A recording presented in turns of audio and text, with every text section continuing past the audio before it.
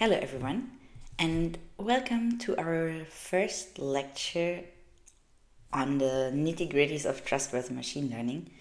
Today we are going to cover the aspects of privacy in machine learning. More concrete, we're going to look first into where privacy leakage in machine learning can occur. So we'll be seeing where can privacy leak, who can the adversaries be, and at the end, we're going to look into what is the actual threat space. Then we're going to cover a bunch of machine learning privacy attacks, starting with an attribute inversion, moving on to a model inversion, and then a membership inference attack. And finally, we'll look into the framework of differential privacy, which is a mathematical framework that is intended to mitigate the privacy risks by providing formal guarantees. So let's get started. Why should we care about privacy in machine learning? Is there any concrete reason that we might assume that they are a threat to privacy? Well, unfortunately it is, and this has recently been demonstrated at the example of the powerful image generation models. I assume that you all have probably already played around with these image generators. What underlies them are often diffusion models. So what happens is that you can give them some form of prompt. So you write a text and you tell them, please generate me an image of a cat that sits on a bench, and then the model will generate such an image for you. What happens underneath, like for the training of the models, is relatively simple. These models are just image denoisers. So what does that mean? During training, we give them some image, which can be sampled from the internet, for example, from Wikipedia, from some Facebook pages, from Flickr, and the text. And then basically the model, to learn how to denoise the image, will take the original image and add some noise to it gradually, and then always learn what was the noise that was added in order to basically be able to remove it and then get the original image. And despite being trained with like this simple denoising objective, the models can generate very high quality images. And how they generate them is basically they start off again with a completely random noise vector or random noise image. And then basically because they have learned how to remove the noise to make an image out of a noisy image, they generate something. And what happens, and what was observed by researchers around Carlini, is that the model can actually generate exact training data points that it has seen while it learned how to denoise. And by exact, I mean for us as humans, it looks pretty much like the training image that we show here on the side. Basically this one and this one, they are pretty similar. And even from a analytical point of view, they are very similar in terms of, like, for example, the L2 distance. So how much do the pixels really differ? That is very small. So what does that show us? That first shows that the diffusion models, they memorize their training images and they're able to produce them at test time, which puts people at risk. So imagine now this image was crawled from your social media account and suddenly somebody somewhere is able to generate that. This might not be what you really want. And what we also see is that the quality of the model increases. This leads to the fact that more privacy can be leaked. So the better a model can generate images, the more they resemble the original images that the model was trained on. And the methodology is also relatively simple, because what we see is that the researchers only had to generate a whole lot of examples, which is relatively cheap, so to say, and then they just look which of the examples was used for training, and for that they conducted a membership inference. And today in the lecture we are going to see that these membership inference attacks can also be conducted relatively simply. So I think that makes clear that if we have private data and we train a machine learning model on that, then this puts the privacy in risk once the model interacts with the world, and because the model can just generate data or have predictions that are too close to the original training data. Let's now first look into why that actually happens. And we're not going to be operating here on something as complex as diffusion models, but we're going to start with a relatively easy example, just taking a supervised classifier, like you probably saw in your machine learning classes. What's the aim of a supervised classification model? Well, we just have a bunch of data points, for example, images, and we have a bunch of labels. So for example, here the class that these images belong to. We have a dog, we have a cat, and we have a person who potentially is called Alice. And then, while training a machine learning model, we feed all the data into the model. And at the beginning, the model is random. So we just initialize the model weights with some random numbers.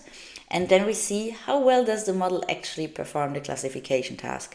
So we see that in this initial run, the model is not really good. It correctly predicts the dog as a dog, but it also thinks the cat is a dog, and it thinks that Alice is Bob. So this is not great.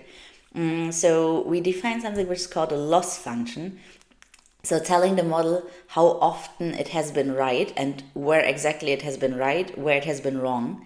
And then we do something which is called the backpropagation. So that means basically we show the model how it would have to change its model parameters to reduce the loss. This is usually done with gradient descent. So the model basically gets to see this and that parameter needs to be changed in this and that way to get a better prediction and predict the cat as a cat and predict Alice as Alice. Now, after such a training run, information of the training data is incorporated in the models. And we currently do not have a full understanding of what exact information is introduced in the model and where exactly in the model can it be found, but we can still think of it conceptually as some form of storage. The model, to make good predictions, stores information on its training data. The problem is now, if we store something, it can be potentially taken out of the storage, and the threat vector against machine learning models is actually pretty large when we look at where private information can leak.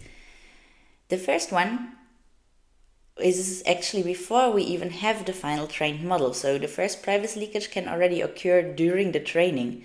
So if somebody is able to observe basically this model updates, research has shown that even the model updates contain very sensitive information of the data and potentially even allow to extract individual training data points just from these updates.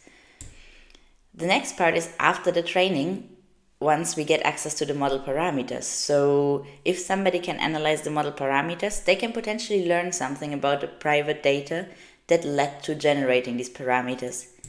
And finally, and this is potentially the most surprising, is that even if we only look at the model predictions, so what class does it predict for what data point, even that can yield some privacy risk. And the intuition here is that we can exploit that models perform relatively differently, whether we make them predict on a data point that they have seen during training versus a data point that they have never seen before. The question is now, when does privacy leakage become a real threat? And to answer this question and to find potential defenses, it's important to understand what could an adversary do. So what could somebody do where privacy could leak? And here we just need to have some different background knowledge considered. So we could think about an attacker who comes and who wants to find out some private information about the training data. The first thing that we need to analyze is how much knowledge does the person actually have. Does the person, for example, know the model architecture, the data distribution, or the data attributes? Do they know the hyperparameters that were used during training? All of this information can give an adversary some advantage and make them able to craft more powerful attacks. Then we can see what can the adversary actually do. So can they only interact with the final model, or can they maybe even observe or manipulate the training process?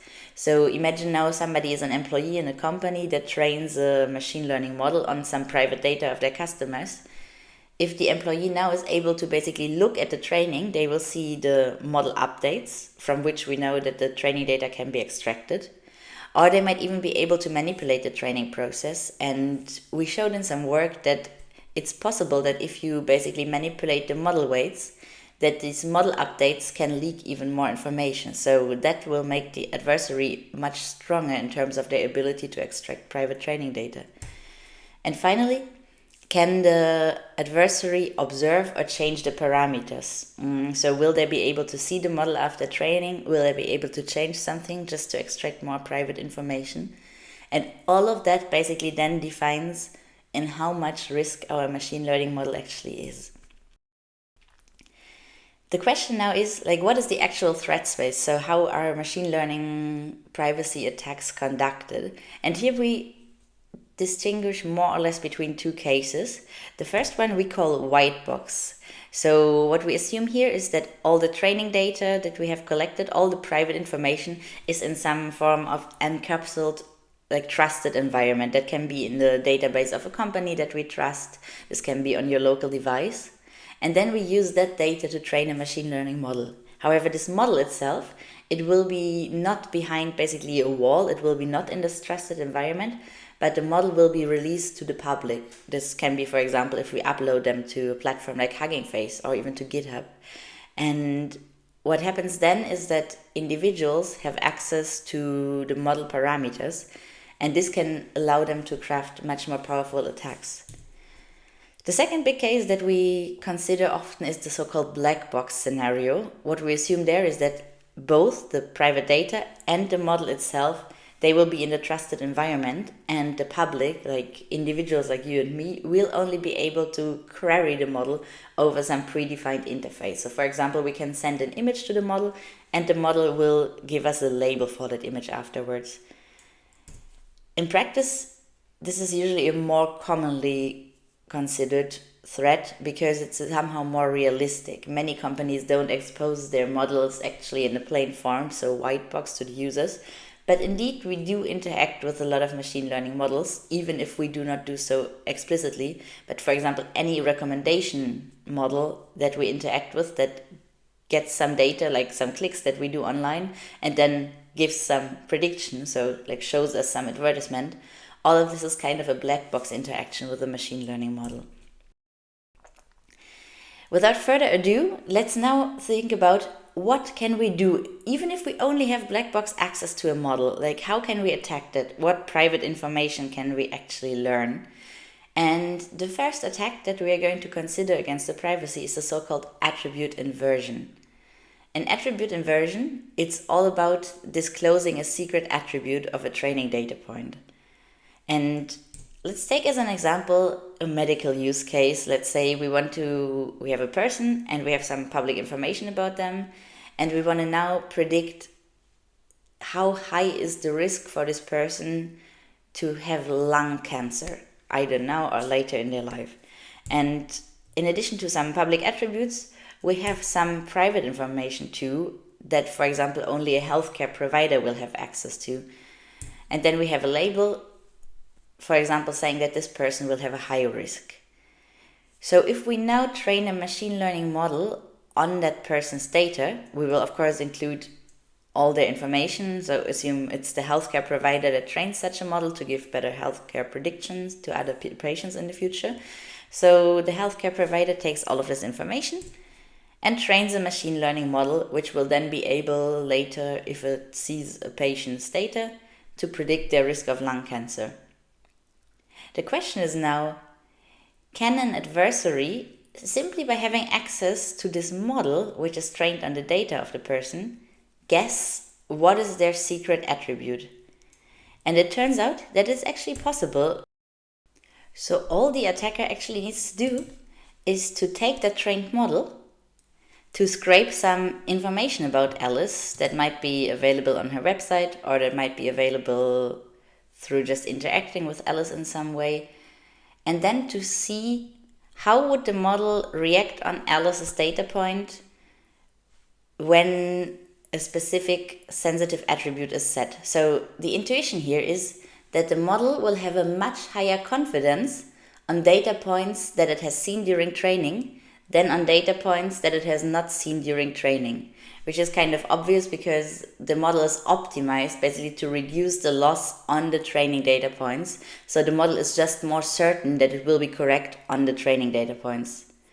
So what the adversary can do here is they can brute force over all possible values for the sensitive attribute and look at the model prediction.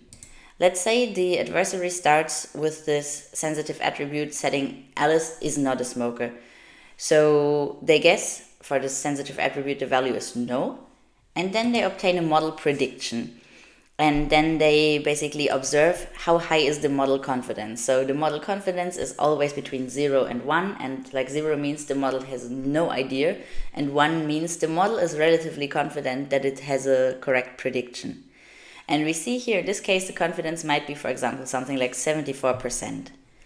Now the adversary goes on and just tries out the second possible value for the sensitive attribute and says, what happens if Alice is a smoker now? Then they take basically this information, like the whole data point of Alice plus sensitive information, yes, and they get the model confidence. And the model confidence now is 99%, which means the model is much more confident. And the attacker can use this information to see, okay, probably Alice is a smoker, because the higher the confidence, the more we think that the model has already seen that data point during training.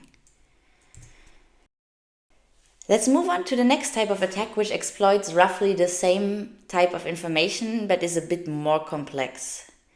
In model inversion, we're not only interested in inferring one particular sensitive attribute of one data point, but we're interested in disclosing a form of prototype for each training class. So let's say we have some data here, like this MNIST data sets, which are just some handwritten digits, and we train a machine learning model to predict what digit a certain writing corresponds to. In a model inversion, we would now aim to have basically some prototypes that could tell us like how do the classes look like. When is that an actual privacy risk where we can say, no, it doesn't really matter if some people know how like a 0 looks like or like an average 1 looks like. This is now private information. But what you could think of is that this becomes a risk for privacy in machine learning if we train a model, let's say, on a for face classification. So basically then in every class we have a different person. For example, one class contains multiple images of myself, another class contains multiple images of Alice, and then the model is always supposed, given a new picture, to say, is that Alice or is that me? And in that case, a class corresponds to one individual, and then having the prototype means actually somewhat disclosing the face of that person simply through black box access to the model, which is, I think, kind of frightening in terms of privacy. So how does a model inversion attack actually work? Similar to the attribute inversion, where we kind of want to see where does the model have the highest confidence. But the thing is, for example, in an image, let's say even if it's an image which is small and it has a few pixels in each dimension, pixels can have continuous values. So we cannot just brute force over all pixel combinations. So we cannot actually just try all combinations out and then see what's the one with the highest combination. But what we can actually do is that we can leverage concepts from machine learning, namely optimization, to optimize over the confidence. So let me explain to you how that works. Imagine now we have this digit classifier and we want to get the prototype of the class 5. What we do is we start off with a completely random image. You can see here this is just random Gaussian noise. And we make the model predict what is your confidence for class 5. So we look at the output neuron that corresponds to the class 5 and we see the confidence is like 0.12. This is roughly random guessing if we have 10 classes. But what we now can do is to use a form of loss function, which we just define by 1 minus the confidence here, because we want the confidence to be super high. We want the confidence to be 1. And the further away we are from 1, the worse it is for us. So we define the loss as 1 minus the confidence that we actually have. And then we try to minimize this loss using backpropagation. But in contrast to training a machine learning model where we do backpropagation over the model parameters, here we leave the model parameters completely untouched, so we freeze them. But what we do is we optimize the input image, because the input images, they are also only vectors, or like matrices, if you will. So we can change the values of them, and we do so using the backprop algorithm. And basically then, after every step, we know how do we have to change that noise to become more like a 5. So in the next step, the model will, for example, already be a bit more confident on this data point where we can already slightly see the shape of the 5. And then we continue doing the back propagation. The loss now has reduced. And we go further and we come up with a 5 that looks already much more like a 5, and the model's confidence keeps on increasing. And we do that until the loss basically converges, so until the loss plateaus, and we cannot get better. In the best case, of course, our loss would be 0. We would have a confidence of 1. This might not always be possible, but even like with a confidence of 0.99, we are pretty close. And then we have an image that actually already looks like a 5. So this allows us to really invert classes from the machine learning model. And in certain cases, as I said, for example, with the face classifier, this is a severe privacy risk. Another privacy risk that can be posed to machine learning model, and I think is by far the most explored, at least in research, is the so-called membership inference attack. In membership inference, we ask the question, given a model and given a data point, was that data point actually used to train the model? And when can that be of a privacy risk? Well, this is if the training data membership itself can be already disclosing some private attribute. So you could think of a classifier that is intended to predict treatments for cancer patients. So such a classifier will be trained on the data of previous cancer patients and what treatments they got and how they reacted. So if we find out that a data point is in that data set, we know that they actually do have cancer, and this is a sensitive medical information. So if we are able to, just by querying the model, find out that the data point was in the training data that the data point was in the training set of that model, then we know that this training data point has actually cancer, and we do not want that, of course. So just to formalize again, in membership inference, we take some candidate data points, for example, here of Alice and of Bob, and the model was trained, for example, only on the data of Alice.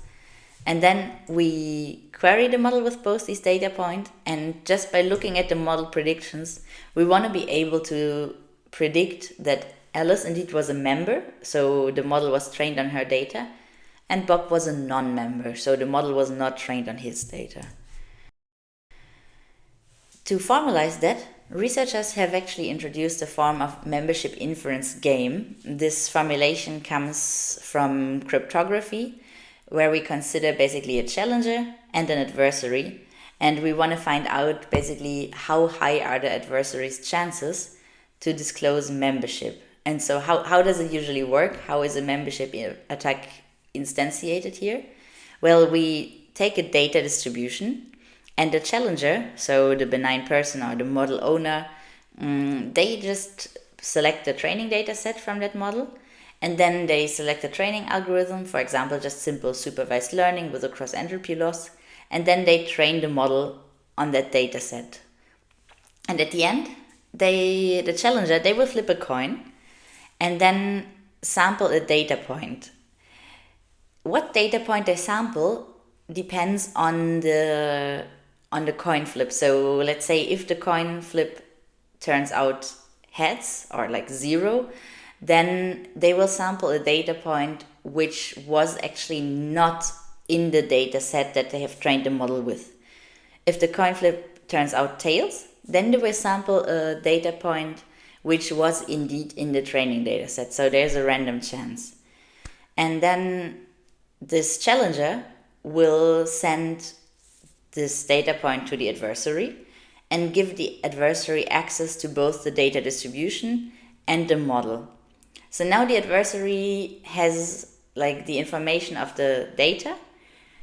How can potential training data look like? The adversary has access to the model, And we are now wondering, like, by having access to the model, how much better can the adversary get in predicting whether the data point was or was not a member? And at the end, the adversary outputs their guess, which is either like the data point was a member or was not a member. And the adversary wins if they guess correctly. So you can think about, like, the worst case that the adversary can get is to have a 50% winning chance. This is just like random guessing if we assume that members and non-members are equally distributed, which is a strong assumption, but let's stick with it for now. And then basically the advantage that the attacker can get by just having access to the model is any difference that they can have to this naive baseline. So at the end, we always want to compare, like, how much better does the adversary actually get in their membership game here when they get access to the model. And this tells us how much private information the model leaks. Now that we know how this membership game can be executed, let's think about what can the adversary actually do to leverage the model to do better membership inference. And the first membership inference attack, which was introduced in 2017 by Shokri et al., looks at something which they call shadow models. So if you think about it, if you have access to a model alone, and then you have some data points of which you don't know whether they are members or non-members, and then you just infer them through the model and you look at the confidences, it will be just hard for you to say which exactly was a member. So because you don't know how good is the model, how well will it be calibrated, you have zero information about how high will the confidence actually be on average for a member and how high will the confidence be on average for a non-member. So you basically have zero information. And this is what we want to change with the shadow model technique. In the shadow model technique, we want to get some insights on how would a model prediction look like for a member and how would a model prediction look like for a non-member. And what the attacker actually does so is that they train locally some models that are similar to the model that they want to attack. Therefore, they first need a so-called shadow data set, and there can be different ways how they can obtain a shadow data set. Maybe they just know the data distribution and they can find a public data set which has a similar distribution, or having access to some distribution information, they can use like a diffusion model or a GAN network to synthesize some data and then basically generate something that is close to the original data set. Here in our face classifier example, similar images would be just face images. So the adversary can potentially just scroll through social media profiles such as LinkedIn and download the face images of the people. So now they have a shadow data set with multiple data points. And what they do is actually to generate multiple shadow subsets out of that. And for each of these subsets, they're going to include some of the data points, but not going to include other data points. So for example, here I just drew how would it look like if we have, for example, 3 data points, the data point of Alice and the data point of other individuals down here. So what we then can see is we have these data sets here where Alice is all a member and always some other data points are members too. And then we have these other data subsets here where Alice is not a member but other data points are. So then what the adversary can do is to train so-called shadow models. So they take the data that they have in each of the subsets, take the corresponding labels, and then train multiple models on these data subsets. So what that gives to us is that now we have machine learning models and we know exactly what their training data would look like. So what we now can do is we can query those models with the image of one individual and then we can get the model confidences. So the good thing is now we have basically what is the confidence of this model, and we see basically the confidence here, like for Alice's data point, in the models that she was actually a member of the training data, confidence is much higher, and we can put the label in. And on all these shadow models, basically the model was not very confident on Alice's data, probably because it hasn't seen that data during training. And because we know exactly what was this model's training data, we can set as the label out. And we, of course, do not only do that for Alice, but we can also do it, for example, for this person here. We query the model with that, and we get the confidence value, and we know that she is in basically for this model, that model, and that model.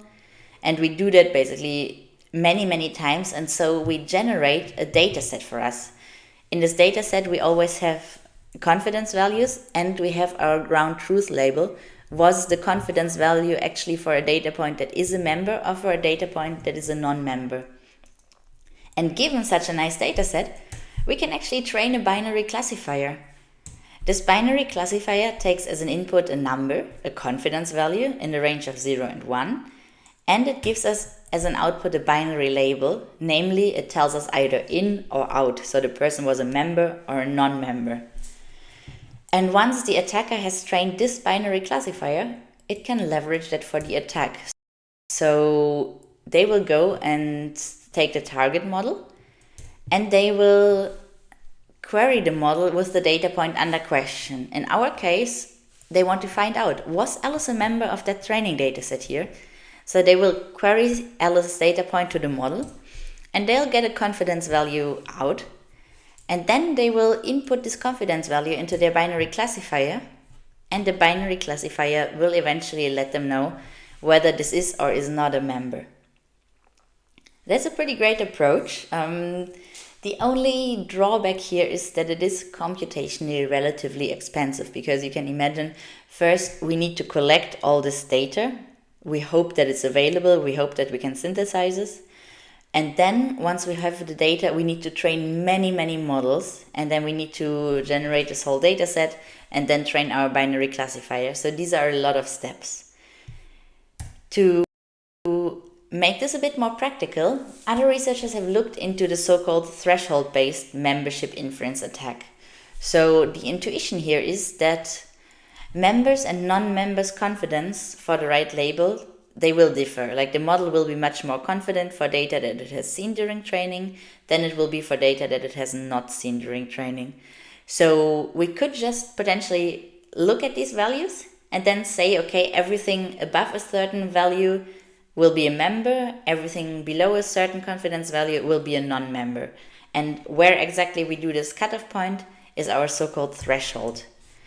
And indeed, if we were to plot, for example, for a data set here, what are the model prediction probabilities, the confidence for the non-members and for the member data points, we see that basically here the member data points are much higher and the non-member data points are pretty low. And then what we can do is to basically just find a threshold that gives us a relatively good information that could potentially be here. We would probably classify most of the members correctly as members, and we would also have some false positives, so we would predict some non-members as members. But we could just potentially also choose this threshold differently. So if we choose it there, for example, then definitely we'll have all members classified, but we'll have many false positives because we also classify many non-members as members. Or if we put it here, we might not be able to capture all the members correctly, but at least we'll have less non-members that will be incorrectly classified. Having these kind of different thresholds invites for some analysis that goes beyond the simple attack accuracy, but what we can do is basically for every threshold, we can measure the false positive rates and the true positive rates. So the false positive rate is what fraction of non-members do we incorrectly classify as members, and the true positive rate is just how many members are we correctly classifying. And we calculate that for every possible threshold where we could set that, and then we can put that information in the receiver operating characteristic curve, which is the ROC curve. And this ROC curve basically shows us what are the true positive rates here at different false positive rates. And we can see the more the false positive rate increases up to 1, the more also the true positive rate increases. And you can think about it, if we put the threshold here at 1, which would be here, then we have 0 false positive because no non-member is classified as a member. However, we also have a 0 true positive because also no member is predicted as a member. So then the more we push actually here to the left, the more our false positive rate increases, but the more also our true positive rate increases. Now, is that itself a good metric? Like looking, for example, at how big is the area under the curve? So like on average, like how often will we be right? It turns out it's actually not a great metric because privacy is not really an average characteristic. So we don't really care what's the average privacy of a dataset. What does it even mean to be like averagely private? If we can extract, for example, one data point from the model, or if we can learn information on like a handful of data points by just querying the model, this is already a privacy breach, and it doesn't help us that there are like 100,000 other data points that we cannot learn anything about. And this is why the point in this curve here that we are most interested in is actually the true positive rate at a low false positive rate.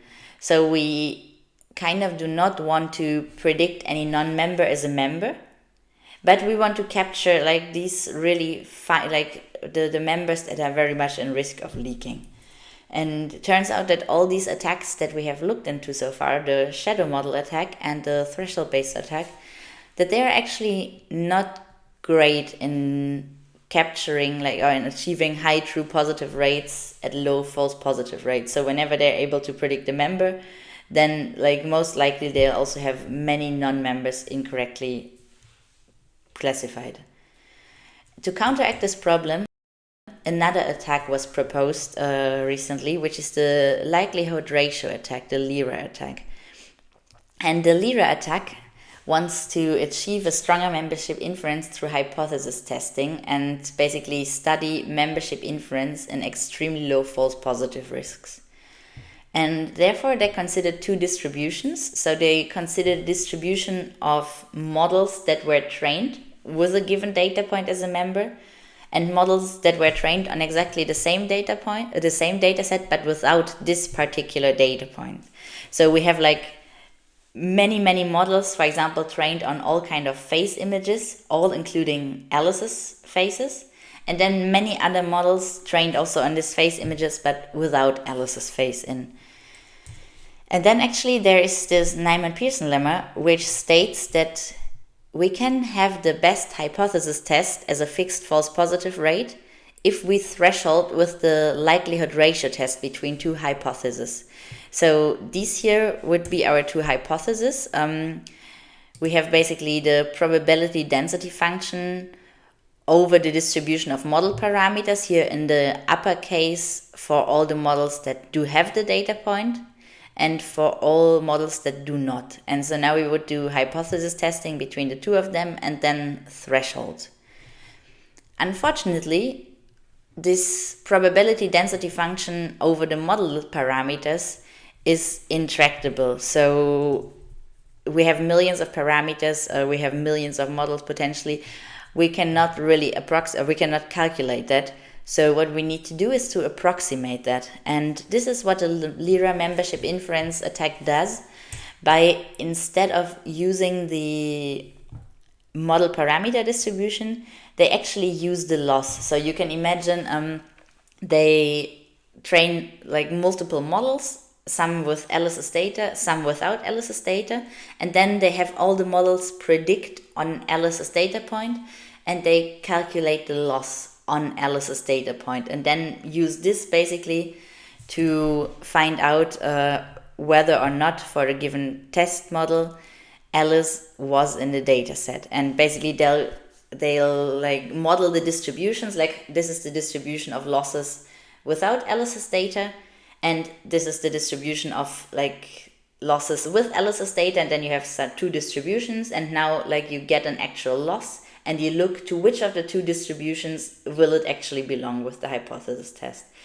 So to which distribution is it closer? Now the thing is, if we want to approximate random distributions, this is again kind of challenging.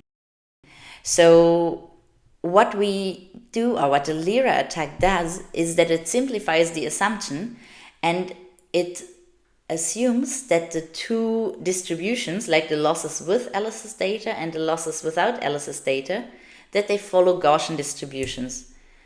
Gaussian distribution kind of are these bell-shaped curves, like also called the normal distribution. And what's actually the beauty of Gaussian distributions is that they can be estimated using only like per curve basically two variables, namely the mean, this tells us where is the curve centered, and the standard deviation that tells us like how flat, like how long will the curve stretch. And basically to estimate the two loss distributions, Q in and Q out, we need four variables, namely the mean and standard deviation for the in distribution and the mean and standard deviation for the out distribution. Now the thing is, do the losses when they come out of the model actually follow a Gaussian distribution? Well, not quite, to be honest. So what comes out of the model is like, first of all, the cross entropy loss. This is kind of like this is just a standard loss function that we use to train supervised models. And we see that actually these two distributions do not look like Gaussians. It gets even worse when we look at the model confidence. So model confidence is just if we like take the value at the correct class, because we have like for every data point we know a label, so we look at this label's output and we see how high is the confidence. Well, then we see it's even less Gaussian distributed. So what the Lyra attack does is that it does some trick and it just does a logit scaling, so of the confidences.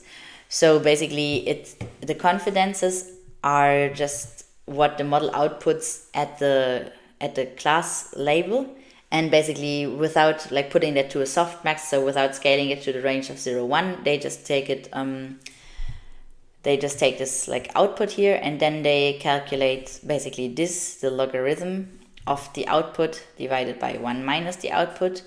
And what this actually yields to us is indeed two nice Gaussian distributions for members and non-members. And now if we can have basically access to our target model where we want to predict whether Alice is a member or not, then we can just get her like loss, scale it, and then see is it closer to this distribution or does it belong to this distribution. And just to show that to you in some form of algorithm, what we do require is the model F. F is our target model that we want to test, and we need the example, so Alice's data point that we want to predict whether she's a member or not, and we need a data distribution.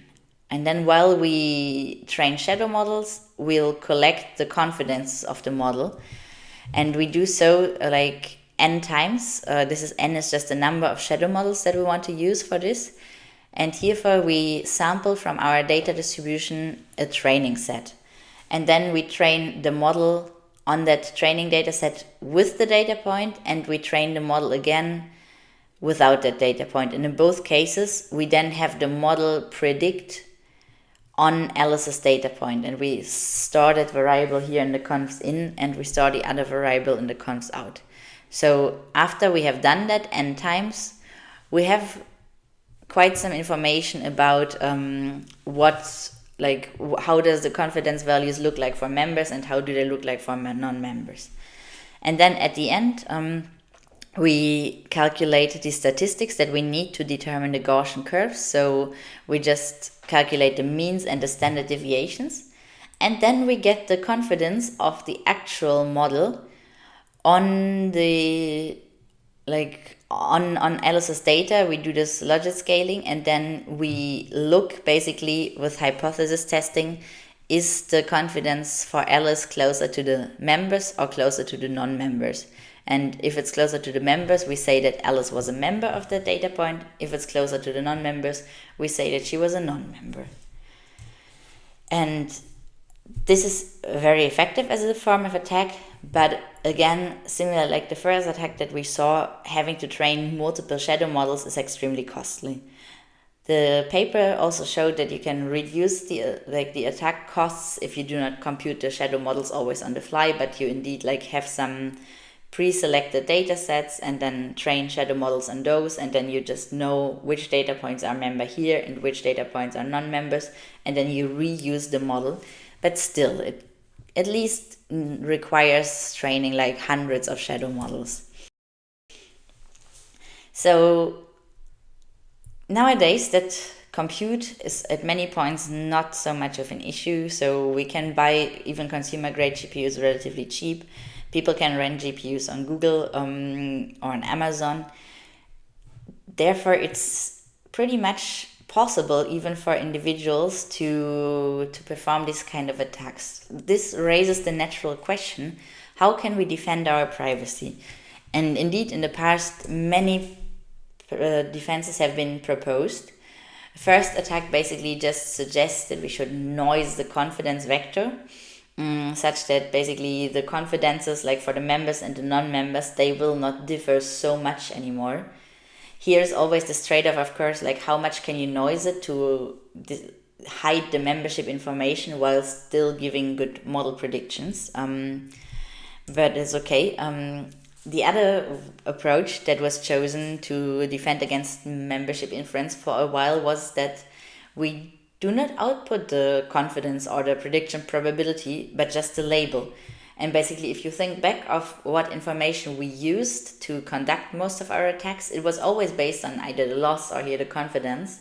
So you could think about, if we don't have that information anymore, we cannot threshold anymore, or we cannot have really like strong shadow models anymore, and we might be protected against membership inference.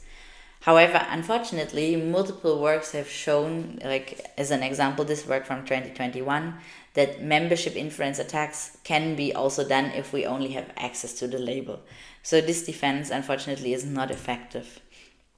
Additionally, some other empirical defenses have been proposed that target, for example, to reduce the overfitting. So they perform some regularization, some weight decay, they perform some like dropout. They use different loss functions, all to basically bring these two distributions of members and non-members in terms of model predictions closer to each other, and so close that an attacker cannot leverage that for their attack anymore.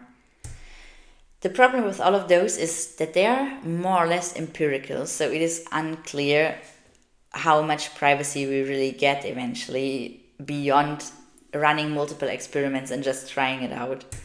So the question was, can we get some defenses with guarantees?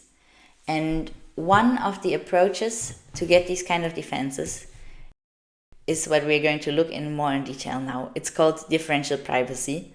And before I'll present to you the mathematical formulation of differential privacy, let me present just some examples to give you an intuition on what differential privacy actually is. So let's think about, we want to run some analysis on people here in the course. For example, we want to find out what is the average height of all people registered in the course. What we would do is we would go around and we would ask everybody to put down their height, and then we would calculate an average. So far so good. Like, this average in itself does seem relatively innocent because it does not disclose any information about any of the course participants. However, this intuition is not really accurate, because now think of the case that we have another participant join our course, like somebody who registers later, and we want to include them in the statistics. So we ask them, how tall are you?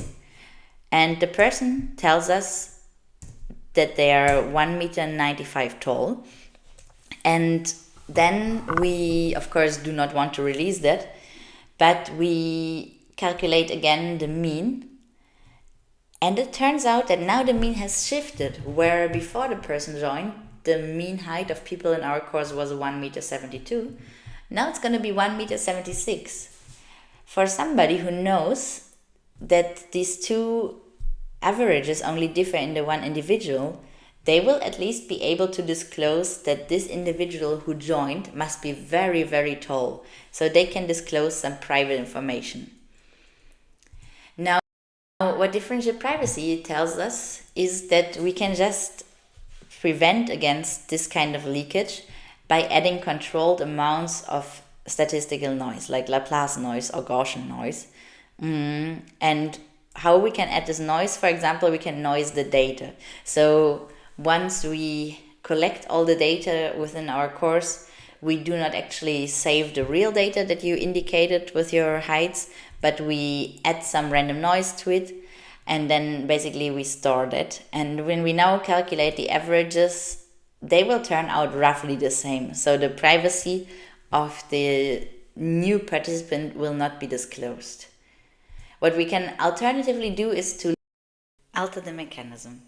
So what we would do is we would leave the data untouched as it is, and then we would calculate the noisy mean. So while calculating the mean, add some Gaussian or Laplace noise, such that eventually the results would also be differentially private and the privacy of each individually would be preserved. Let's look into a second example where we have again all the participants here of the course, and we want to find out who is a smoker. Like, we want to find out how many smokers do we have in the course. So we would have a questionnaire, anonymous of course, where everybody fills out whether they're a smoker, then they indicate 1, or whether they're a non-smoker, then they indicate 0. Turns out that in total sum, we have 0 smokers here in this course. Now imagine again the same story where a new participant late registers to the course and then joins and participates in the survey.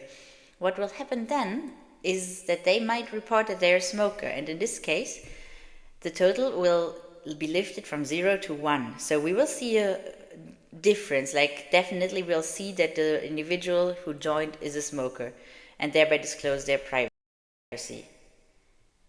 What this already kind of shows us is that no deterministic algorithm can really yield this form of privacy in form of like an indistinguishability between these two worlds. The world where we're in the course without the person who late registers, and a universe where we are like all with this additional person. Just to show basically, if we assume we are 100 students in this course, and then we report what's the fraction of smokers, in the universe where like somebody else is in the course rather than this person who is a smoker, then we'll have 0 smokers, so it's a 0%. And then we replace one of the non-smokers, for example, with one of the smokers, and then we have 1% of smokers in the course. So if now anybody wants to determine whether our statistic was calculated on the course where the individual who is a smoker was present or not, they can just simply do a threshold basically, and they can see that like if we report a statistics of 0, then the individual was not in the course, and if we report a statistics of 0.1, then the individual was indeed in the course. So basically the attacker can distinguish between the two worlds and thereby disclose the privacy of that one individual. The question is now, how can we overcome that? Well, by the noise, we already said, but how much noise really needs to be added? And I just made some of these plots here to show you basically what happens if we add noise. So if we have the noise here, basically what you see is like 2 Laplace distributions, where overall we have this area where the results for both the universes overlap. So even if the person who is a smoker is in the course, at some point we might still report like 0, simply because it's noisy, and we report a noisy total or noisy mean. On the other hand, in the other universe where we have a course of purely non-smokers, we might still at some point report even that they are like 0.01, 0.02% of smokers in the course, simply because this comes from the noise. And so basically, for an attacker, the words become more indistinguishable. And actually, eventually the amount of total noise that we add determines how much privacy we can really get. So, for example, in the scenario where we add more noise, like in the second picture here, you can see that these areas overlap much more, and that if any possible output that the adversary could observe, at least in the range that we see here, it could as well be that we have the class with all the non-smokers, or we have the class with all the non-smokers and the smoker. So basically it becomes really indistinguishable for the adversary, and the privacy is more preserved. However, what you also need to note is that in the case that we don't add any noise, like here, we will have a perfect accuracy. So all the statistics that we report, they are actually accurate.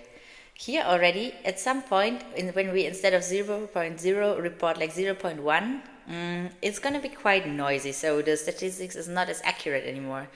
Here, like we might at some point report 0.04, 0.05. So we are way more away from the real statistics. So that actually already shows us that if we want more privacy, that needs more noise addition, and this comes at the cost of utility eventually.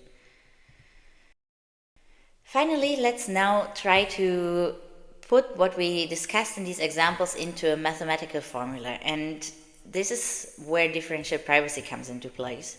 And what differential privacy tells us is that an algorithm M provides us epsilon delta differential privacy if it produces roughly the same outputs of any pair of training datasets D and D dash that differ by a single data point.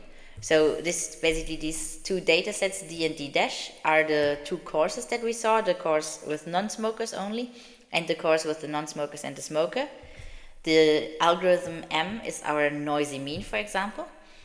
And how epsilon delta look like is in this formula. So what we say is basically the probability of observing any output in this output space S with the randomized algorithm M should be roughly the same as when we calculate the mechanism on the other data set. And this roughly the same is quantified here by two parameters, e to the power of epsilon and the delta.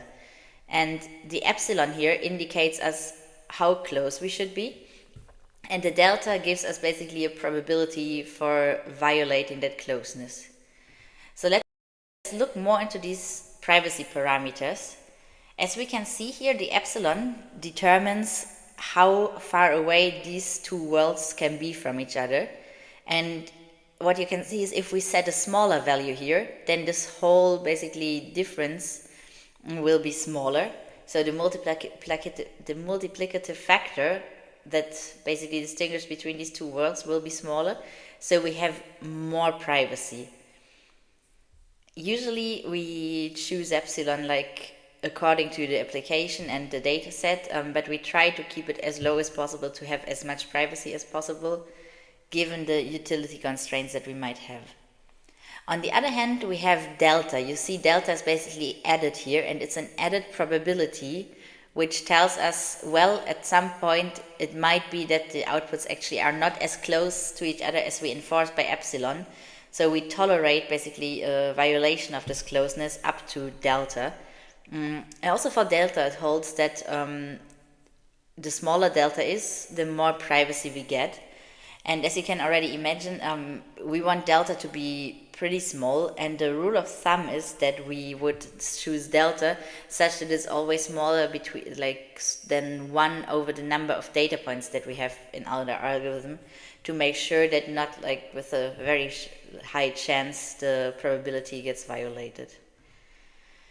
There are there are multiple flavors of differential privacy, two which are relevant here for the scope of our lecture today, which is pure epsilon differential privacy. This is when basically delta is 0. So in that case, we say that we do not tolerate any violation of the closeness constraints. This is technically more private, if you will. And if we allow delta to be larger than 0, then we call it approximate differential privacy. Finally, let's talk about some properties of differential privacy. And the first one that I would like to mention, and they basically hold for both epsilon and epsilon delta dp alike. So I just put the delta here in gray to indicate that it could hold for the one or the other.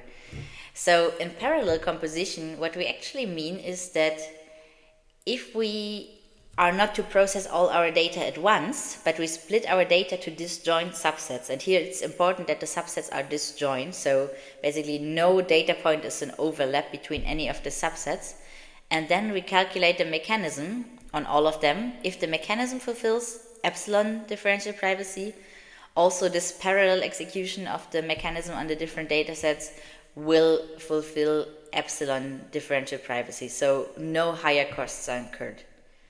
This is in contrast to the sequential composition, so you could assume that we have basically the same data, and then we execute first the one algorithm, which fulfills epsilon 1 differential privacy, and then on the same data we execute a second algorithm, which fulfills epsilon 2 differential privacy.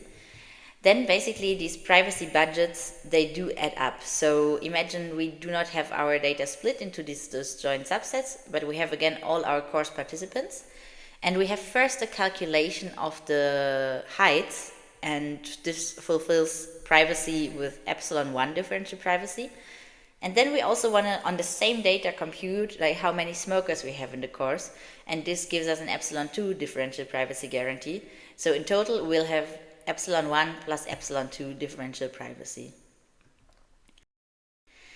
Another very important property of differential privacy is the so-called post-processing guarantee, which tells us that if we have achieved an output that has epsilon delta differential privacy guarantees, if we then take that output and process it further or transform it or do anything with that, this will not weaken our privacy guarantees. So you could imagine we calculate somehow in parallel composition our differential private mean, and then both of these subsets have like an epsilon differential privacy. And even if we now do something with the means, for example, we do add them up or we calculate again an average over all these groups, this will not change the total privacy guarantees. Finally, let's look into how can we actually calibrate the noise to map to a given level of epsilon. So how does basically this noise calculation that we have relate to these privacy parameters epsilon and delta? And one concept that is crucial in this context is the so-called sensitivity. Sensitivity, in like roughly speaking, tells us by how much one single data point can change the outcome of a mechanism. So for example, what you can see here is that if we have our counting query again, so how many smokers do we have in our course, the sensitivity would be 1, because whether or not any individual joins, like this will change either between being a 0 or a 1 in this table here. So each individual contributes like at most 1, so reporting the count has a sensitivity of 1. More precisely, if we want to define how the sensitivity of a function, like for example the count function, is calculated, we can say that the function f, which operates again on these two neighboring data sets, has a sensitivity that is defined by how much can the outcomes of these two results change. So basically, what is the maximum difference between the results of the two here? And as we said, for our smoker example, the outcome of the count function on the dataset D is 0. The outcome of the dataset D dash is either 0 or 1. So the difference is maximum 1. So the sensitivity is 1. And this basically holds for also any counting function, that the sensitivity in counting is always 1. What you can see here already on the slide is that basically we have this norm. So this basically means how can they differ. And if we have just a single dimension, so one dimension case, like we are just counting, then different norms do not really make a difference. But for vectors, it can make a difference. So just a small reminder, what are the norms? Norms are basically like how is distance calculated. And we can have, for example, the L1 norm, where we calculate between two vectors the difference of each element. And then basically we have the Euclidean norm, which is like the shortest distance between 2 points, where we basically calculate the difference between all the points, and then we basically squared it, like, and so we divide by the number of points. So let's look into the Laplace mechanism, and let's see how the Laplace mechanism operates to like give us some noise. And the Laplace mechanism says that if we have a function with the domain D and a data set which has D dimensions, the Laplace mechanism will add us noise from the Laplace distribution to the function that we actually do want to compute. And this here, what I depicted on the slide, is nothing more than the Laplace distribution, what you can see here, and the B is the scale. So what you see here is that with different scales, the Laplace noise will be either more narrow or wider. And basically the Laplace mechanism itself is then formulated such that we perform the function that we actually want to compute, and then we add Laplacian noise with a zero mean. And what we now can say is that if we choose b according to the sensitivity of the function divided by epsilon, then the privacy guarantee that we will get is epsilon. We will not look into the proof in detail, but I linked in the lecture notes the resources where you can see the detailed proofs. But in general, it suffices to show that the output distribution of the Laplace mechanism is close basically at every point of these two distributions. So at no point basically will these two lines be further away from each other than epsilon. And then we can show that the probability of having the output of the one divided by having the output on the other data set will be always bound by e to the power of epsilon. And this formula here you already know from our differential privacy definition. It's just that we divide it basically by the second term. In the standard definition, it's here on the other side. Basically, it would be here. But if we divide by it, it will be here. So there's no magic going on here. We have a second mechanism also that can fulfill us the privacy guarantees, namely the Gaussian mechanism. And Gaussian mechanism we can approach in a similar way than the Laplace mechanism. So again, we do have a function and a data set, and the Gaussian mechanism adds noise according to a Gaussian distribution. So Gaussian distribution is also sometimes called the noise the normal distribution, and it has two parameters: the standard deviation, which basically tells us how stretched this is, and we have the mean, which basically tells us where does our distribution center. And then the Gaussian mechanism will add the noise according to this Gaussian distribution to the output of our function. And what we can show then is that depending on the choice of this parameter, so if we choose mu to be 0, and if we choose the variance to be this term here, then our mechanism will fulfill epsilon delta differential privacy. And you can see here basically the epsilon delta are inside this term. So by setting the standard deviation or the variance of the noise accordingly, we can basically obtain privacy according to the guarantees that we want. As the last thing for today, let's look into the Laplace versus the Gaussian mechanism. And the first thing that you probably noticed from my previous explanations is that the Laplace mechanism gives us pure epsilon differential privacy, whereas the Gaussian mechanism only gives us approximate epsilon differential privacy, having also this delta term. So why would actually anybody ever use the Gaussian mechanism if that brings us this possibility of breaking the privacy guarantees with a certain percentage? And that's easy to say. The Gaussian mechanism has also some advantages over the Laplace mechanism. The first one is that Gaussian distributions behave kind of nicely. It's the normal distribution. It's used a lot in statistics, and it's often used when we want to model random variables whose distribution is unknown. In particular, one nice property of Gaussian random variables is that if we add up two Gaussian random variables, we'll come up with another Gaussian distribution basically.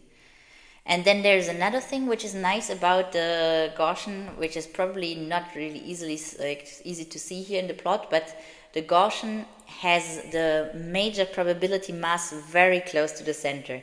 In particular, here, usually 68% of the probability mass are within one standard deviation on each side. 95% are in 2 standard deviations, and 99.7 in 3 standard deviations here around the center. So what this basically boils down to is that if we sample 1 million values from a Gaussian distribution, most likely all of them will be at least in a range within 5 standard deviations. For Laplace, this is not so nice, even if we cannot see that here on these small pictures. But in Laplace, if we sample 1 million times, then on average 850-ish data points will be outside the 5 standard deviations. So basically we have 0 versus 850. So Gaussian mechanism really performs better there. But yet for a single statistic, if we only perform the mechanism once and not hundreds of times, then indeed the Laplace mechanism can be better.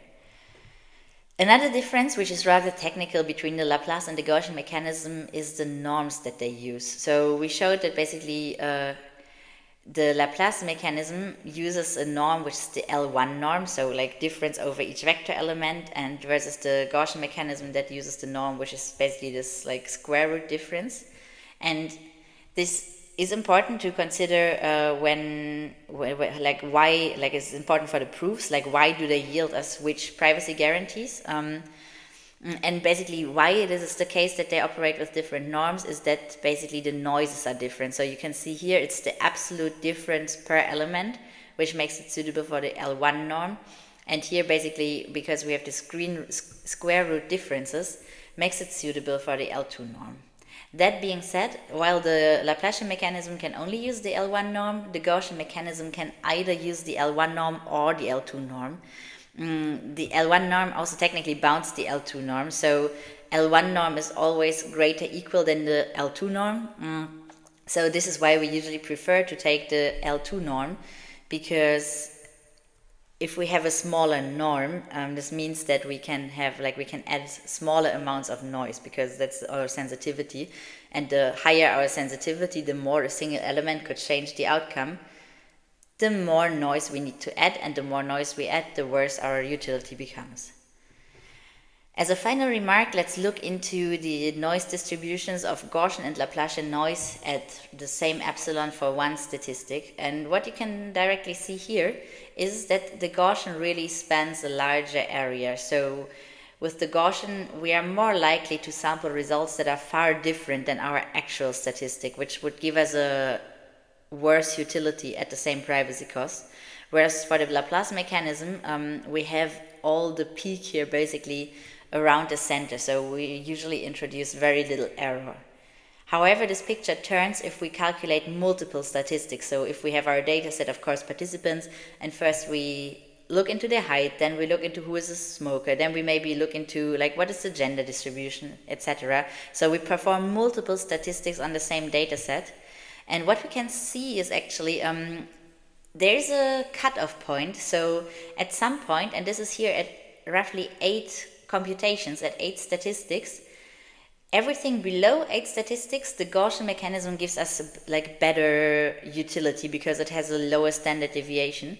But for every computation, for every like number of statistics we want to compute beyond 8, the Gaussian mechanism actually has a lower standard deviation because it's just more suited for more sequential processing. And this is also why next week we're going to look more deeply into the Gaussian mechanism, because we're going to look into how to train machine learning models with privacy guarantees. And here, basically in machine learning model training, what we do is we take the data and we iterate over the data again and again and again to teach the model to fit this data. And like this fitting again and again means that we process the data again and again, which is basically processing a statistic multiple times on the same data. So here the Gaussian mechanism is very suitable for us. As a further reading for this week, I suggest you to look into these papers that are the basis of today's lecture. I think in particular what might be interesting for you would be to understand the membership inference attacks a bit better that we discussed, and to look into differential privacy if you want to look up some facts about it. With that, I'd like to thank you very much.